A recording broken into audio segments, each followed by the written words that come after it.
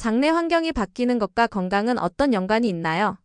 장은 소화기관이면서 동시에 신호기관입니다. 우리 몸의 모든 곳에 연결되어 있어요. 그래서 어떻게 보면 우리 장 안에 있는 100조 개 정도 되는 장내세균, 장 안에 있는 무수한 면역세포들이 우리 몸하고 연결이 되어 있다고 보시면 되거든요. 그래서 장내 환경이 바뀌면 그 신호가 면역, 호르몬, 신경을 통해 근육과 뇌로 전달되면서 기분과 식욕까지 같이 반응하게 된다는 거죠. 자, 첫째, 장내 미생물 있죠. 제가 백족이라고 말씀드렸는데 유익균하고 유해균으로 나눠져가 끊임없이 우리 몸에서 뭔가 작동을 하고 있는데요. 이 장내 미생물은 음식이 들어오면 이 음식을 통해서 다양한 대사산물을 만들어냅니다. 특히 식이섬유하고 이제 우리 장내 미생물 유익균이 만났을 때 발효해서 만들어진 물질들은 포만감과 대사신호에 영향을 줘 식욕 조절에도 관여하게 되고요. 둘째, 장내 환경이 나빠지면요, 장벽 기능이 약해집니다. 그 장벽이 약해지면 장의 염증으로 인해서 장벽이 벌어지거든요. 그러면 장 안에 있던 여러 가지 염증 물질들이 혈관을 타고 우리 몸으로 다 퍼지게 되죠. 그래서 장 건강이 매우 중요하다는 거죠. 이때는 저등급 만성 염증이 올라가면서 몸 전체의 컨디션을 떨어뜨려 봅니다. 염증 토량이 올라가게 되면 근육의 회복 시도도 둔해지고 운동 후에도 반응이 약한 느낌이 생길 수가 있죠. 세 번째, 장은 뇌와 직접 연결되어 있습니다. 그거를 뭐라고 하냐면 장내축이라고 하거든요. 그래서 장을 보시면 이 모양이 어떻게 보면 뇌하고 또 이제 비슷한 부분도 있잖아요. 주름도 있고. 이 장 같은 경우는 미주신경을 통해서 장의 상태가 뇌로 전달되고 뇌는 그 정보를 바탕으로 스트레스 반응과 자율신경을 조절합니다. 그래서 아침에 일어났을 때 장이 불편하면 하루가 기분이 안 좋잖아요. 그런 연유이죠. 그래서 배가 불편하면 예민해지고 불안이 올라가고 잠이 얕아지는 분들이 많습니다. 그리고 장내 미생물은 트립토판과 같은 아미노산 대사에 관여해 기분과 관여돼 특히 세로토닌 분비에 굉장히 또 중요한 기관이죠. 신경전달 물질의 균형에 영향을 줄 수 있습니다. 결국 장내 환경이 흔들리면 복부 즉 배만의 문제가 아니라 염증과 자율신경, 호르몬 신호가 같이 흔들리면서 근육의 회복력, 기분의 안정, 식욕의 조절이 한 덩어리로 움직이게 된다는 사실입니다. 그래서 저는 장 건강을 단순히 변비나 설사, 복통을 해결하는 문제가 아니라 근육과 마음, 대사를 동시에 안정시키는 중앙 조절축으로 봅니다. 나이가 들수록 배만 나오는 것 같은데 이것도 장과 연관이 있을까요? 참신한 질문이신데요. 조금 놀라운 이야기, 좀 엉뚱한 이야기일 수도 있지만 나이가 들수록 배가 먼저 나오는 이유를 장의 노화와 연결할 수 있습니다. 다만 배가 나오는 원인이 장 노화로 단순화하기보다는 장 노화가 근육 감소와 대사 변화를 일으키면서 배가 먼저 나오는 방향으로 몸을 이렇게 바꾸는 경우가 많다는 거죠. 첫째, 나이가 들면 장내 미생물 구성이 바뀌거든요. 그러니까 젊었을 때는 유익균이 유해균을 압도하는 현상이 있기가 쉬운데 나이가 들수록 유익균이 줄어들게 되고 염증성 신호가 늘어나면서 저등급 염증톤이 올라갈 수 있습니다. 만성염증으로 간다는 거죠. 이 만성염증은 인슐린 저항을 키워서 지방 저장을 내장 지방 쪽으로 유도하기 쉽습니다. 인슐린 저항성이 이렇게 강해지면 피하지방보다는 이제 복부에 있는 내장 지방 쪽으로 자꾸 지방의 이동을 유도한다는 거죠. 둘째, 장벽 기능이 약해지면 음식이나 생활 습관의 변화에 더 민감해지고 작은 자극에도 혈당과 염증 반응이 가해질 수 있습니다. 그 결과 같은 식사를 해도 배 쪽으로 살이 붙는 사람이 점점 생겨나게 된다는 거죠. 셋째, 장의 운동성이 늘어지게 되면요, 가스, 변비, 복부팽만이 겹치면서 실제 지방이 늘지 않았는데도 배가 더 튀어나와 보일 수가 있습니다. 지방형 배와 가스, 팽만형 배가 섞이는 거죠. 그리고 여기서 굉장히 중요하게 작용하는 배경이 있어요. 바로 근육입니다. 나이가 들면 하체 근육부터 줄어서 대사량이 떨어지고, 제가 아까 근육을 혈당의 창고라고 했잖아요. 혈당을 처리하는 능력도 감소하면서, 그러다 보니까 기초대사량이 떨어지고 혈당이 그냥 지방으로 계속 가면서 내장 지방이 늘기 쉬운 구조가 된다는 거죠. 장 노화로 생긴 염증과 대사 불안정이 이 흐름을 더 가속화하게 된다는 것입니다. 그래서 배가 먼저 나오는 것은 단순히 운동을 못해서 뿐만이 아니라 장, 대사, 근육, 나아가서는 혈당축까지 동시에 흔들린 결과로 보는 게 임상적으로 정확합니다. 정리하면 장 노화는 내장 지방을 늘리는 염증, 혈당 안경을 만들고 운동성 저하로 팽만까지 더해져 배부터 나오는 현상을 강화할 수 있습니다. 따라서 젊은 시절 허리띠를 유지하고 싶다면 장 노화를 근본부터 고쳐야 하는 것입니다. 식사 순서만 바꿔도 피로감을 줄이고 뱃살도 뺄 수 있다는데 어떤 건가요? 한국인들의 어떻게 보면 식사의 가장 큰 특징이라고 하면 탄수화물에 대한 과도한 의존, 나아가서 탄수화물 중독이라고 할 수 있는 부분이 있습니다. 스트레스가 많기 때문에 이 스트레스가 많을 때 우리는 뇌를 스트레스부터 탈출할 수 있게끔 하는 도파민 자극형 여러 가지 물질들에 취약해지기 쉬운데 그때 가장 이제 크게 작용하는 게 단맛 음식이에요. 그래서 저는 이제 단맛 음식으로부터 한국인들이 취약한 거는 한국인의 어떤 스트레스 환경, 빨리빨리 경쟁이 심한 환경, 그럴 수밖에 없다는 것들을 많이 봐왔고요. 그래서 이걸 어떻게 해결할 건가를 고민을 하다가 식사 순서를 바꿔보자. 그렇게 착안하게 된 거죠. 식사 순서만 바꾸어도 식후 졸림, 멍함, 오후 급방전이 있는 분들이 벗어날 수 있는데 그 이유가 뭐냐면 식후 졸림이나 멍함이나 오후에 급속 방전이 되는 가장 큰 이유는 혈당 스파이크와 그 뒤에 급락인 경우가 많거든요. 자, 밥이나 빵을 먼저 먹으면 일단 혈당이 빠르게 올라가고 인슐린이 강하게 반응하면서 혈당이 다시 빨리 떨어지면서 몸이 멍해지고 졸립니다. 자, 보십시오.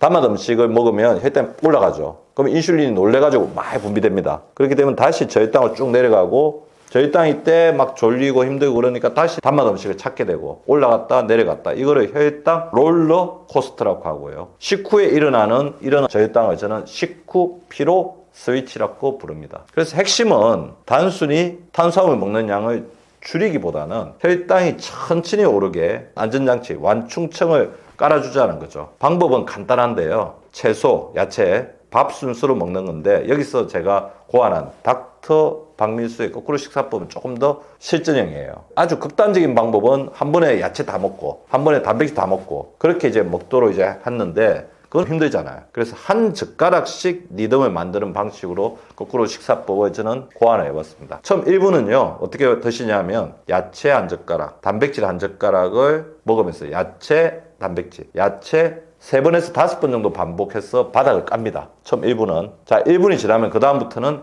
야채 한 젓가락, 단백질 한 젓가락, 밥 한 젓가락, 다시 야채, 단백질, 밥 이렇게 야, 담, 밥으로 가게 됩니다. 자, 이게 무슨 의미가 있냐면요. 제가 우리나라 사람들이 식사하는 거 보면 밥 한 번, 반찬 한 번, 밥 한 번, 반찬 한 번 이렇게 식사를 하더라는 거죠. 심한 분들은 밥 한 번, 밥 한 번, 반찬 이렇게 드시는 분도 있었어요. 그거를 바꾼 거죠. 야, 담, 밥. 이렇게 먹으면 혈당의 피크가 낮아지고 식후 졸림이 확 줄어드는 분들이 많습니다. 특히 중성지방이 높거나 마른데 배가 나왔거나 LDL, 혈관을 경화시키는 동맥경화를 만드는 LDL 콜레스테롤은 정상인데 HDL, 좋은 콜레스테롤이죠. HDL 낮은 분처럼 당대사가 흔들리는 체질이라면 이런 거꾸로 식사법을 했을 때 훨씬 더 회복되는 체감이 빠릅니다. 이 방식의 장점은 스트레스가 적다는 거죠. 밥이나 빵이나 이런 걸 먹지 말라는 게 아니라 순서를 바꿔 먹을 걸 먹는 거죠. 그래서 스트레스가 적고 실천하기 쉬우니까 오래 간다는 것입니다. 정리하면 식사 순서를 바꾸는 건 단순한 습관이 아니라 피로를 만드는 혈당 곡선을 바꾸는 기술이고 그래서 몸이 덜 피곤해질 수 있습니다. 자, 1분 동안은 야, 단, 야, 단. 1분 후부터는 야, 단, 밥, 야, 단, 밥 명심해 주시기 바랍니다. 장을 편하게 만드는 식사가 운동 효과도 높인다고 하셨는데 이유가 무엇인가요? 매우 핵심적인 질문을 해주셨습니다. 운동의 반응이라고 하면 운동의 강도만으로 결정되지 않고 연류가 들어오고 염증이 내려가고 회복이 되는 몸이어야지 운동이 제대로 되고 그 운동이 성장으로 이루어지죠.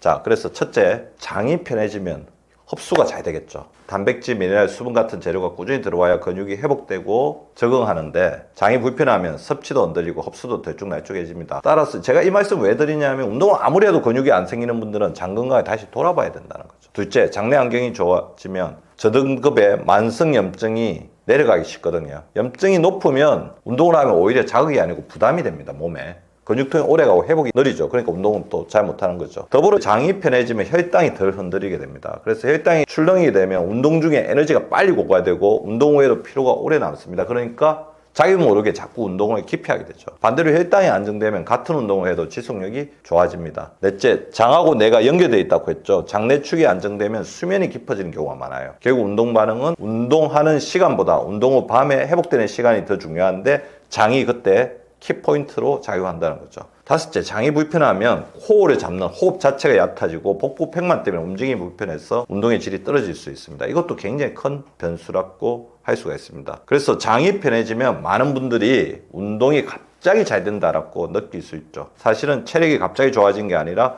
회복을 막고 있던 방해물이 거친 것에 가깝다는 사실 반드시 명심하시고요. 정리하시면 장이 편해지면 흡수, 염증, 혈당, 수면이 동시에 안정되면서 근육이 운동 자극에 더 잘 적응하고 그래서 같은 운동을 해도 몸이 더 잘 반응하게 됩니다. 장 건강이 무너졌다는 몸의 신호나 전조 증상이 있을까요?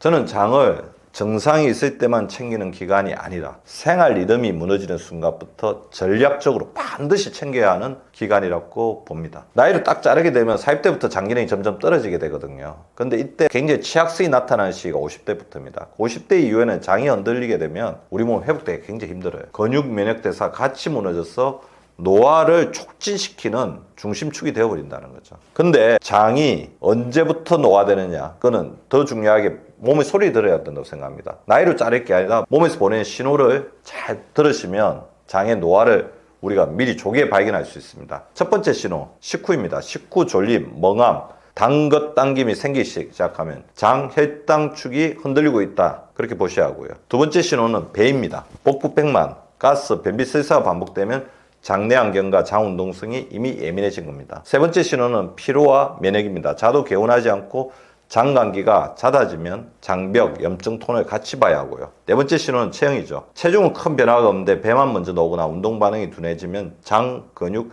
대사축이 한 번에 흔들리는 경우가 많습니다. 또 항생제, 진통제, 위산 억제제 복용을 자주 하시는 분들은 장이 더 빨리 민감해지기 때문에 선제 관리가 필요합니다. 그래서 저는 40세에서 50세가 넘어가면서는 장내 세균의 가장 중요한 먹이죠. 아까 제가 거꾸로 식사법에도 야채를 먼저 넣은 이유가 있어요. 그래서 채소, 식이섬유 섭취를 반드시 하시는 게 굉장히 중요할 것 같고요. 자기 몸에 맞는 유익균들을 섭취하는 방법도 어떻게 보면 현대 의학기술을 잘 활용하는 거죠. 그리고 한국인에게 굉장히 또 중요한 부분이 발효 음식을 잘 드시는 거예요. 김치라든지 된장 같은 그런 부분도 장내 환경이 굉장히 중요하다는 것을 명심하셔서, 제가 아까 1일 1 단백질을 말씀드렸는데 1일 1 식이섬유, 1일 1 발효식품, 그리고 나아가서는 1일 1 유산균을 같이 자기 몸에 맞게끔 반드시 챙기는 지혜가 필요합니다. 그래서 결론은 이렇습니다. 장 증상이 생겼을 때가 시작점이 아니라 대사 회복이 조금이라도 흔들리는 신호가 보일 때부터는 우리가 장 건강을 진짜 챙겨야 한다는 거고요. 장을 관리한다는 것은 단순히 변비나 설사를 해결하는 것이 아니라 혈당과 염증을 정돈하고 근육 회복과 기분까지 안정시키는 중앙 조직축을 세우는 작업이라는 점을 명심해 주십시오. 그 관점을 일찍 가질수록 100세 시대, 나아가 110세 시대에 몸이 버티느니 건강 수명이 확실히 달라집니다. 자도 풀리지 않는 만성 피로 도대체 왜 생기는 걸까요? 만성적인 피로라고 한다면 하루 이틀 이렇게 피곤한 게 아니고 이 피로 자체가 몸에 완전히 고착이 되어 있는 거죠. 근데 잘 살펴보면 마음만 지친 것도 아니고 몸만 고장난 것도 아니고 두 축이 동시에 문제가 있는 경우가 많습니다. 우선 우리가 마음이 지치게 되면 뇌는 계속 경계 모드에 머물게 되거든요. 그렇게 되면 교감신경과 코티졸 리듬이 없어집니다. 납작해집니다. 그리고 이 상태가 길어지게 되면 잠도 얕아지고 회복 호르몬의 야간 분비가 줄어들어서 우리 몸을 수리하는 수리 시간이 없어지는 거죠. 동시에 세포 같은 경우에는 미토콘드리아의 출력이 떨어져서 같은 일을 해도 ATP, 에너지죠. ATP를 효율적으로 못 만들고 쉽게 방전됩니다. 그리고 무엇보다 문제가 혈당 변동성이 커지기가 쉬워서 식후에 멍한 느낌, 그러면서 단 것이 막 당기고 오후에 급격한 피로가 동반되고 합니다. 더불어 피로 오래 지속되게 되면 장내 환경이 무너지게 되는데요. 이렇게 되면 우리 몸에 저등급 염증이 올라가 피로 신호를 더 크게 증폭시킬 수도 있습니다. 결국 피로가 피로를 부르는 악순환이 만들어지고 이런 마음의 불안이 수면을 깨워버리고 깨진 수면이 세포 에너지를 더 떨어뜨리는, 어떻게 보면 굉장히 헤어놓기 힘든 구조이죠. 그래서 만성 피로를 볼 때는 심리 상담만으로도 안 되고 영양제만으로도 해결이 안 되는 경우가 너무 많습니다. 저는 그래서 만성 피로를 에너지 생산력과 회복 리듬의 문제로 같이 봅니다. 그리고 검사를 하게 되면 빈혈이나 갑상선, 간, 콩팥, 염증, 비타민 D, 철, 그리고 수면 문제, 코골이나 수면 무호흡을 먼저 확인하고요. 생활에서 굉장히 중요한 게 우리나라가 굉장히 대표적인 빛 공해 국가거든요. 그래서 24시간 빛이 있는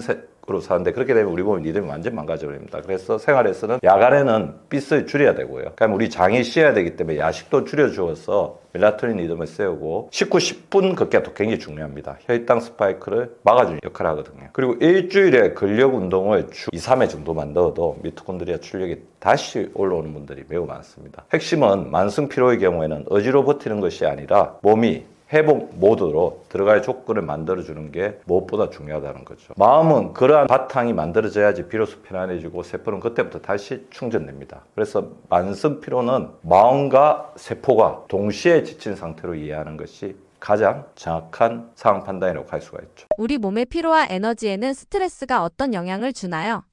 스트레스가 우리 심리적인 부분이나 정신적인 부분이라고 생각하기가 쉬운데요. 스트레스가 쌓이게 되면 몸이 생각이 힘든 상태를 넘어서 세포 수준까지 문제가 생기기 시작합니다. 그래서 세포 수준에서는 에너지 생산 방식을 바꾸죠. 먼저 뇌가 스트레스를 위협 신호로 해석하면서 교감신경과 코티졸이 시도 때도 없이 켜지고 회복 모드가 아예 꺼져버립니다. 이렇게 되면 에너지는 저장 수리보다는 즉시 동원 쪽으로 배분되어 밤에 충전할 시간이 줄어들게 되거든요. 그리고 세포 안에서는 미토콘드리아가 쉬지 못하고 고출력으로 계속 돌다가 이 미토콘드리아가 에너지, 산소를 너무 많이 사용하다 보니까 활성산소 부담이 늘고 그리고 활성산소로 인한 산화 스트레스가 커지게 됩니다. 세포가 녹슬게 되는 거죠. 이러한 산화 스트레스가 누적이 되게 되면 미토콘드리아 효율이 떨어져서 같은 일을 해도 ATP를 덜 만들고 더 빨리 방전되는 현상이 나게 됩니다. 또 코티졸이 계속 높아져 있으면 이게 가장 큰 문제죠. 혈당이 쉽게 올라가고 변동성이 커지면서 에너지의 롤러코스터가 생깁니다. 이게 어떻게 보면 우리가 이 부분을 예측하기가 되게 힘들어지는 거죠. 그리고 혈당이 흔들리게 되면 뒤따라오는 문제죠. 인슐린 저항이 커지고 근육이 연료를 이제 받아야 되는데 그 문이 이제 잘 안 열려서 피로가 더 깊어집니다. 동시에 스트레스는 우리 몸의 염증의 톤을 높여서 몸이 아픈 듯한 피로, 그러니까 뻐근하고 뭔가 회복이 안 되는 듯한 그런 피로를 만들고 회복을 느리게 만들어 버립니다. 장도 영향을 받아서 장내 환경이 흔들리면 염증 신호가 더 커지면서 뇌와 기분도 같이 흔들릴 수가 있는 거죠. 결국 스트레스는 에너지 공장을 망가뜨리는 것뿐만 아니라 공장이 쉬지 못하게 만들면서 효율을 떨어뜨린 쪽으로 작동하게 된다는 거죠. 그래서 스트레스 쌓이면 아무것도 안 했는데 오히려 피곤한 상태가 나타납니다. 이럴 때 해법은 마음을 억지로 비우는 것도 굉장히 중요하지만 그게 잘 되지 않죠. 그래서 어떻게 보면 에너지 공장이 다시 정비될 수 있도록 하는 시간을 가지는 게 중요한데 그것 중에 가장 중요한 재생 시간은 바로 밤이라는 거죠. 일단 수면 시간을 고정하는 게 중요해요. 몇 시에 잠들고 몇 시에 일어난다. 자, 잠드는 것도 자기 마음대로 못 하잖아요. 그러면 일어나는 시간을 무조건 고정을 시키는 거죠. 자기가 몇 시에 잤든 간에. 그렇게 되면 우리 몸의 수면 리듬이 만들어지게 됩니다. 그리고 야간에 이제 빛을 차단하는 것도 굉장히 중요한데 저 같으면 이제 그렇게 말씀드리고 싶어요. 침실에는 빛을 내는 기기는 아무것도 가지고 하지 마라. 그러니까 핸드폰 같은 경우에도 거실에 두고 가는 게 좋습니다. 야간 빛 차단 굉장히 중요할 것 같고요. 식후에, 그래 저녁에는 약간 위가 빈 시간을 주는 게 중요할 것 같고 낮 동안 아침, 점심, 저녁을 먹고 난 다음에 그냥 의자에 앉는 게 아니라 가볍게 움직여주는 게 굉장히 중요합니다. 근육이 무엇보다 중요해요. 주 2, 3회 근력 자극을 해줘야 되는데요. 뭐 거창한 게 아닙니다. 하루에 10분 정도 스쿼트를 해주셔도 되고요. 그 다음에 의자에 대고 이렇게 팔굽혀기 간단하게 책상에 대고 하는 그런 어떤 부분들을 해주면서 몸을 근육을 쓰는 게 굉장히 중요하죠. 여기에 단백질과 마그네슘, 단백질은 근육의 재료, 마그네슘은 우리 근육의 긴장을 풀어주는 거죠. 에너지의 어떤 재료죠. 기본적으로 받쳐주면 회복 속도는 확 달라집니다. 정리하면 스트레스가 누적될수록 세포 에너지는 많이 쓰고 덜 만드는 구조로 바뀌게 되면서 피로가 만성화된다는 것을 아셔야 되고요. 그래서 스트레스를 그때그때 풀어주는 자기만의 루틴을 가지는 게 좋습니다. 쉬어도 회복이 안 되는 느낌이 드는데 몸 어딘가가 망가진 걸까요? 예, 뭐가 망가졌을까요? 꼭 망가졌다고 표현을 하지 않더라도 미토콘드리아에 문제가 생긴 겁니다. 미토콘드리아 출력이 떨어졌거나 회복 리듬이 깨져서 충전이 안 되는 상태의 가능성이 충분히 있습니다. 자, 우리가 쉬어도 피로가 회복이 안 될 때, 뭔가 몸이 회복이 안 될 때는 보통 피곤이 아니라 에너지 생산과 수리 시스템 자체가 어그러져 있는 경우가 많습니다. 첫째, 수면이 얕거나 끊기면 밤에 해야 할 미토콘드리아 정비가 안 됩니다. 미토콘드리아 재생이 안 되죠. 누워있어도 충전이 안 되는 대표적인 이유죠. 둘째, 스트레스가 지속되면 교감신경과 코티졸이 꺼지지 않아 몸이 쉬는 자세를 해도 내부는 계속 가동 상태입니다. 셋째, 혈당 변동성이 커지게 되면 식후에는 졸리죠. 근데 졸리는데 피로가 회복이 되는 게 아니라 오히려 더 방전되고요. 다시 당기면서 고혈당, 저혈당, 고혈당, 저혈당 올라가는 에너지 롤러코스터가 됩니다. 혈당에 따라서 에너지가 춤을 추는 거죠. 넷째, 저등급의 우리 몸에 전신염증이 있으면 몸이 계속 방어 모드에 있게 되죠. 그래서 회복의 에너지를 먹습니다. 저등급 염증이라고 하면 그거예요. 우리가 염증이 확 오게 되면 우리 몸의 면역세포가 그걸 확 동원돼서 청소를 해버리는데, 대응을 해버리는데 낮은 등급의 염증이 몸속에서 계속 있으면 산에 잔불이 계속 남아있는 것과 똑같아요. 면역세포가 쉬지를 못하게 된다는 거죠. 더불어 빈혈이나 철, 결핍, 갑상선의 이상, 수면 무호흡 같은 문제는 미토콘드리아가 열심히 일하고 싶어도 재료와 산소가 부족한 결과를 초래해서 출력이 안 되게 됩니다. 그래서 쉬어도 회복이 안 된다는 것은 미토콘드리아의 파손 문제도 있겠지만 오히려 출력을 가로막는 조건이 지속된다는 신호일 때가 많습니다. 저는 이럴 때는 이렇게 순서를 잡고 고치기를 말씀드립니다. 수면의 질부터 일단 체크하십시오. 코골이, 중간에 각성이 되는지, 기상 후 필요한지부터 확인을 하시고요. 혈당 스파이크 패턴과 식후 졸림을 체크하십시오. 그래서 요즘에 연속 혈당계 같은 것도 있으니까 그런 부분을 또 사용해 보시는 것도 도움이 될 것 같아요. 평생 자주 이렇게 하실 필요는 없겠지만 평생에 한 번 정도는 일주일에서 2주일 정도 자신의 혈당이 어떤 식으로 춤추고 있는지를 아는 것도 굉장히 중요하다는 거죠. 그리고 염증이나 빈혈, 갑상선, 비타민 D, 비타민 B12, 철 같은 기본 검사도 도움이 될 수가 있습니다. 그리고 치료는 더 시기가 아니라 회복을 만드는 자극을 아주 작게 넣는 것부터 시작합니다. 무작정 쉰다고 피로가 회복되지 않아요. 오히려 그럴 때는 자극을 주는 게 좋습니다. 적은 자극들. 예를 들면 식후에 10분 걷기, 주 2회 근력, 아까 제가 말씀드린 것처럼 미니 스쿼트. 괜찮아요. 다 굽힐 필요 없어요. 그 다음에 팔굽혀기도 바닥에 대고 할 필요 없습니다. 책상에 대고 하셔도 돼요. 취침 1시간 전에는 화면을 끊고 멜라토닌을 깨우는 그런 것들도 도움이 되는 거죠. 자, 이렇게 작은 루틴만 우리 몸속에 섞어 넣어도 많은 분들이 쉬어도 안 났던 피로가 다시 회복적으로 방향을 잡습니다. 정리하면 쉬어도 회복이 안 되는 것은 미토콘드리아가 완전히 망가졌다는 말이 아니라 미토콘드리아가 제대로 일할 환경이 무너졌다는 경고등으로 보시는 게 가장 정확한 판단이라고 볼 수가 있는 거죠. 코골이를 고치고 싶은데 어렵습니다. 수면의 질은 어떻게 확인하고 고칠 수 있나요?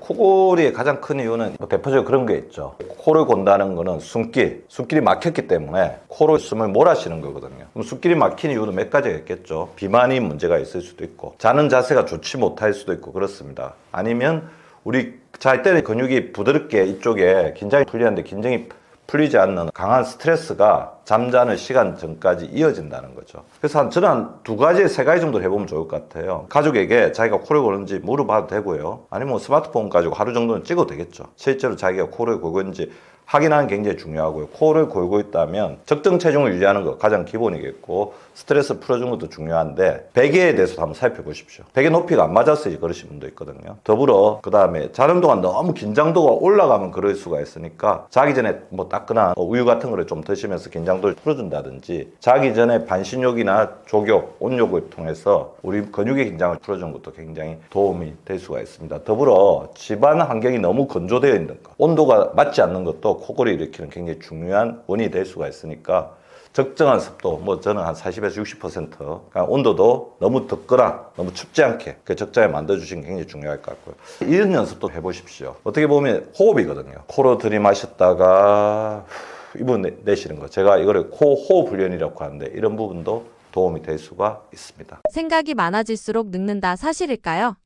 맞습니다. 정확한 판단인데요. 생각이 많을수록 몸까지 늙는다. 이거는 단순한 기분이나 느낌적 느낌이 아니고 실제로 어떤 현상이 우리 몸에서 일어나는 거거든요. 뇌에 가보가 걸린 거죠. 그렇게 되면 몸의 시스템을 경계 모드, 쉬지 않고 그 계속 이제 불안한 모드로 고정시키는 생리 반응과 연계됩니다. 자, 설명을 해드릴게요. 생각이 많아지면 뇌는 내가 가보가 들이고 있구나. 그거를 위협으로 해석해서 교감신경을 켜게 됩니다. 교감신경이라고 뭐냐면 그렇게 생각하시면 돼요. 원시시대 때 앞에 공룡이 자기를 공격하려고 하면 그때 켜지는 신경이라고 합니다. 그래서 교감신경은 굉장히 중요한 신경이에요. 우리가 성공하거나 경쟁에서 이기기 위해서는 중요한데 이게 계속 켜져 있다면 문제가 된다는 거죠. 그래서 겉으로는 가만히 있어도 몸은 계속 긴장된 상태가 되고요. 교감신경이 켜지게 되면 이거를 받쳐주는 우리 몸에 호르몬이 있어요. 스트레스 호르몬이라고 하죠. 코티졸 호르몬이 계속해서 높은 상태가 되다 보면 코티졸의 리듬이 올라갔다 내려갔다 하면서 몸에 긴장을 시켰다가 풀어줬다 이렇게 하면서 리듬을 만들어줘야 되는데 그 코티졸 리듬이 계속 높은 상태에 있다 보면 높은 상태로 있다가 어느 순간에 그냥 확 떨어져 가지고 납작해지는 그런 부분이 됩니다. 그 코티졸 리듬이 문제가 되고, 코티졸과 이제 교대로 우리 몸이 작동하는 게 멜라토닌이거든요. 낮에는 코티졸 리듬이 올라가서 몸을 어떻게 보면 충전을 시켜주고 활동할 수 있게 에너지 줘야 되는데 그런 기능도 떨어지고, 밤에는 이제 멜라토닌 나와서 멜라토닌이 우리 몸을 안정시키면서 수면을 해줘야 되는데 밤에 멜라토닌도 잘 안 올라와서 수면도 얕아지게 되는 그런 문제가 되는 거죠. 그래서 잠이 얕아지면 회복 호르몬과 어떻게 보면 성장 호르몬이 동시에 이제 분비가 되지 않게 됩니다. 동시에 혈당도 더 흔들리게 돼요. 스트레스 상태가 되게 되면 혈당을 올리는 방향으로 몸이 움직이죠. 왜 그러냐면요, 생각이 많다는 거는 스트레스고, 스트레스 상황은 우리가 이걸 이겨내야 되기 때문에 혈당을 계속해서 몸에서 만들어낸다는 거죠. 그렇게 되면 인슐린 저항성이 생기게 되고 우리가 또 단맛 음식이 땡기게 되죠. 그 단맛 음식을 먹게 되면 고혈당, 저혈당, 식후 스파이크와 급락이 반복되면서 더 피곤해지게 됩니다. 그리고 생각 과잉은 몸의 염증 톤을 올리거든요. 그래서 몸이 무거운 피로 같은 느낌을 만들 수 있게 합니다. 결국 마음의 소음이 커질수록 몸은 회복 대신 방어의 에너지를 쓰게 되고, 그래서 피곤한데 잠은 안 오고 쉬어도 개운하지 않고 작은 일에도 지치는 패턴이 생기게 됩니다. 철학적으로는 마음이 과거와 미래를 오가면서 현재를 떠나 있는 거죠. 생각이 많다는 것은 과거의 후회, 미래의 불안, 굉장히 안 좋은 거예요. 몸은 계속 대비 태세를 유지하게 됩니다. 몸은 현재에만 살 수 있는데 마음이 멀리 가 있으면 몸은 안전을 확보하려고 긴장을 풀지 못하는, 어떻게 보면 굉장히 불행한 이제 몸이 되죠. 마음이 자기를 지켜주는 게 아니라 마음이 오히려 어디로 계속 자기를 땅떨어지 같은 것으로 떠밀게 된다는 것입니다. 그래서 널는 느낌의 본질은 나이가 아니라 이 몸의 회복 리듬이 사라진 상태라고 보시는 게 좋습니다. 자, 저는 그래서 한 2가지 정도를 말씀을 드리겠습니다. 생각 중지 훈련도 해보시기 바라요. 자, 생각 중지 훈련은 뭐냐면, 자, 호흡이거든요. 호흡이 어떻게 보면 생각을 좌우할 수가 있습니다. 눈을 감고, 자, 코로 들이마시고, 입으로 내쉬고, 호흡을 하다 보면 어느 순간 호흡에 집중이 됩니다. 그러면서 머릿속에 생각을 비웁니다. 어떻게 하시면 되냐면, 생각 그만. 처음에는 이게 뭐지? 잘 안 되고 그러실 수가 있는데요. 이 생각 중지 훈련을 계속해서 하다 보면 어느 순간 머리가 그냥 생각을 스탑시키는 경지까지 갈 수 있습니다. 그래서 코 호흡 훈련하고 생각 중지 훈련을 같이 해보십시오. 그래서 생각을 자꾸 좋은 생각으로 바꾸려고 한다. 생각을 내가 없애려고 생각한다. 그렇게 되면 오히려 더 생각이 많아지거든요. 생각을 머릿속에서 중지하는 이 간단한, 어떻게 보면 호흡 명상이라고 할 수 있는데, 이런 부분들을 하시다 보면 머릿속에 생각이 없는 상태가 자꾸 길어지고, 그러면서 생각 과잉에서 자연스럽게 벗어날 수가 있을 것입니다. 마음을 내려놓는다는 게 말처럼 쉽지 않은데 어떻게 하면 좋을까요? 마음을 내려놓는 태도가 에너지 회복에 도움이 되는 지점은 분명합니다. 마음을 내려놓는 순간 우리 몸이 경계 모드에서 회복 모드로 넘어갈 수 있기 때문이죠. 그러면서 생각이 줄어들게 되고요. 교감신경이 내려가면서 호흡이 깊어지고 몸이 에너지를 방어에 급급한 게 아니라 회복에 쓰기 시작합니다. 이때 수면이 얕아지는 패턴도 완화되고 코티졸 리듬이 제자리로 돌아갈 틈이 생기는 거죠. 그래서 내려놓음은 피로의 불을 끄는 스위치 역할을 하게 된다는 거죠. 특히 불안, 반추, 완벽주의로 긴장이 지속되는 분들은 내려놓는 연습만으로도 식후 피로, 두근거림, 근육 긴장 같은 증상이 줄어들 수 있습니다. 또 마음이 편안해지게 되면 폭식이나 야식 같은 도파민 보상 행동이죠. 그래서 혈당이나 장내 환경이 안정되는 대로 간접적으로 도움이 될 수가 있습니다. 여기까지 도움이 되는 지점이고요. 내려놓음이 회복의 문을 열어주지만 문 안에 에너지를 채우는 재료까지 만들어주지 않으니까 이때부터는 본인이 이제 또 루틴을 만드시고 노력을 하셔야 됩니다. 그래서 내가 내려놓아서 해결할 수 있는 부분과 플러스 알파 해가지고 내려놓는 것만으로 해결이 안 되는 부분들 다 결합을 잘 시켜주는 것이 좋죠. 철분이나 비타민 B12, 비타민 D가 부족하다, 갑상선 이상이 있다, 만성염증이 있다, 수면무호흡처럼 구조적인 문제가 있으면 마음이 내려놔도 회복이 안 되는 거죠. 뭔가 물리적인 환경, 물적 토대가 해결이 안 되었다는 거잖아요. 그럴 때는 구조적인 문제를 해결해 주셔야 됩니다. 혈당 스파이크가 크거나 인슐린 저항성이 심한 분들도 마찬가지예요. 마음은 편해졌지만 몸이 계속해서 대사 스트레스를 받는다면 결국 마음도 힘들어질 수밖에 없는 거죠. 또 번아웃이 깊은 상태에서 내려놓음이 아예 아무것도 안 하는 것으로 가게 되면 문제를 일으킬 수 있다는 것도 반드시 명심을 하셔야 하고요. 그래서 이때는 오히려 활동이 더 줄어들면서 회피가 되는 그런 게 될 수 있습니다. 그래서 결론은 이렇습니다. 내려놓음은 에너지 회복의 필수 조건이지만 충분 조건이 아닐 수 있습니다. 그래서 내려놓음으로 회복 모드에 첫 단추를 끼웠다면 그 다음부터는 수면, 식사, 근력 자극 같은 생리학적 루틴을 반드시 보충해서 에너지가 실제로 차오르게 해야 한다는 거죠. 자, 빈자리를 좋은 루틴으로 채워 넣어야 된다는 거죠. 그 2가지가 함께 갈 때 마음도 몸도 동시에 회복되는 속도가 확실히 달라진다는 사실을 명심해 주시기 바랍니다. 저는 가정학 전문의로서 어떻게 보면 여러분들의 주치, 그리고 우리가 100세 시대에 살아가는 데 있어서 건강 수명을 조금 더 늘리면서 가장 중요한 삶의 가치인 건강을 조금 더 우위에 둬야 된다는 것들을 계속해서 말씀드리고 있는 닥터 박민수입니다. 우리가 100세가 되었을 때 가장 중요한 저는 세 가지 목표가 있다고 봐요. 자기 다리로 걸을 수 있고, 자기가 먹고 싶은 걸 먹을 수 있고, 자기의 판단력, 뇌로 생각하고 기억할 수 있는 그런 힘을 키워야 되는 가장 바람직한 삶이라고 생각이 되는데, 그거는 어느 시점에 갑자기 오는 게 아니라 지금부터 내가 내 생활이나 나의 삶의 환경을 어떤 식으로 건강 쪽으로 가져가고 있는지가 굉장히 중요할 것 같습니다. 그래서 이번에 쓴 책이 항상성 노화인데요. 항상성 노화는 뭐냐 하면 내 몸은 정상 범위로 내 몸을 유지할 수 있는 회복력이 있거든요. 그걸 바로 항상성이라고 합니다. 그래서 적정 범위 내에 나의 신체 기능과 장기들을 유지시키는 항상성을 더 많이 이렇게 가지고 있을수록 노화는 늦게 오고 노화를 조절할 수 있다는 게 바로